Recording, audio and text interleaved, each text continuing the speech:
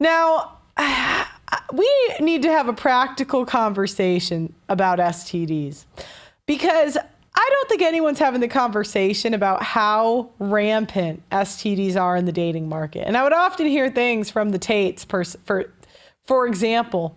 I think they had a couple tweets that said raw sex is gay sex. Or sorry, sex that's, because you'll hear them say, not raw sex is gay sex. Sex with a condom is gay. And I just thought about it. And I'm like, how do you guys not have AIDS or herpes or, do you know what I mean? Gonorrhea, chlamydia, HIV. And I just think this is missing from the dating conversation. We don't really talk about what your odds are of getting an STD, how likely it is you'll get one, how to avoid them. And so a couple months ago, I'm currently locked out of my Twitter account, unfortunately, but I did polls because, you always get stuff. When you poll people that you don't always get like in real life, for example, sometimes I'll catch things without looking at studies by polling people on what's going on. Or sometimes just before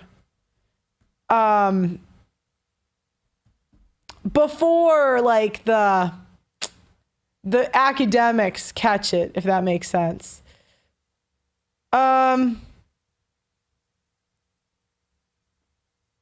Okay, I want to see if I can find this poll. Maybe I can't. It's fine. Pearly things, STD poll. Maybe it'll come up. Whatever.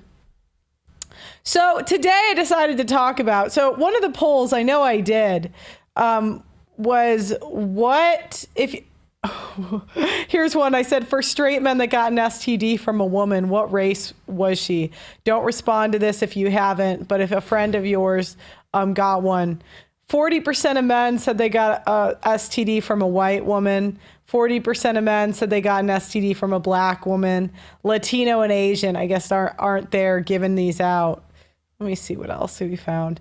I know I did another one on if you've gotten an STD, what STD was it? And the most common one I got was chlamydia. That was the #1 draft pick for the STDs. The #1 draft pick.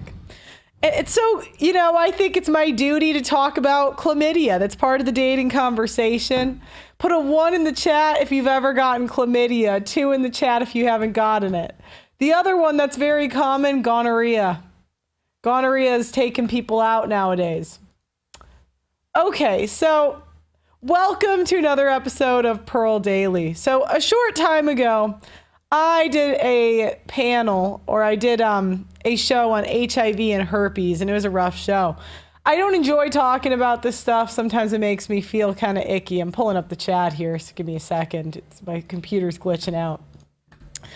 But, somebody's got to do it, and here on Pearl Daily, we're going to be real, all right?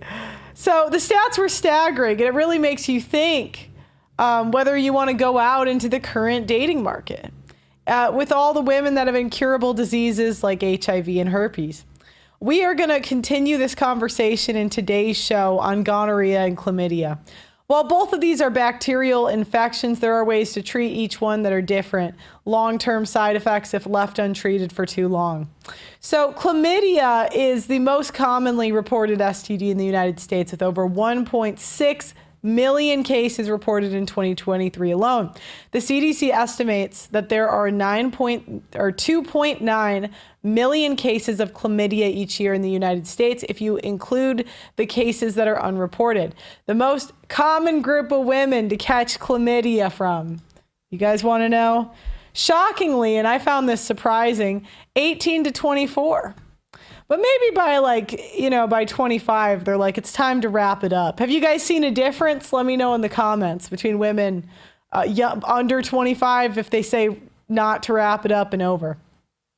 According to Grok, 4 to 6% of women under 35 have an active chlamydia infection. So this does not include women that have caught it and got it treated. This is actively have one. So chlamydia is asymptomatic to 70% of women, allowing it to persist undetected. And what happens, chlamydia leaves some women infertile. So pelvic inflammatory disease can develop within weeks of catching chlamydia to a month of an untreated infection. Once pelvic inflammatory disease occurs, scarring begins within weeks to months. A single episode of pelvic inflammatory disease results in infertility in 8 to 12% of cases, with the risk increasing to 20 to 40% after multiple episodes. Severe tube damage may take about 1 to 2 years of untreated or recurrent infections to impair fertility. Factors that impact the timeline are immune response, reinfection, and age and health. Younger women, for some reason, maybe if someone's in the medical field, are at higher risk to PID due to cervical vulnerability. So, now we're going to listen to women's TikToks. And I want you to remember, whenever we go over stats of STDs, I always mentally double it. And I mentally double it because any stat that makes women look bad. I'm top chlamydia. Any stat that makes women look bad, they usually try to downplay.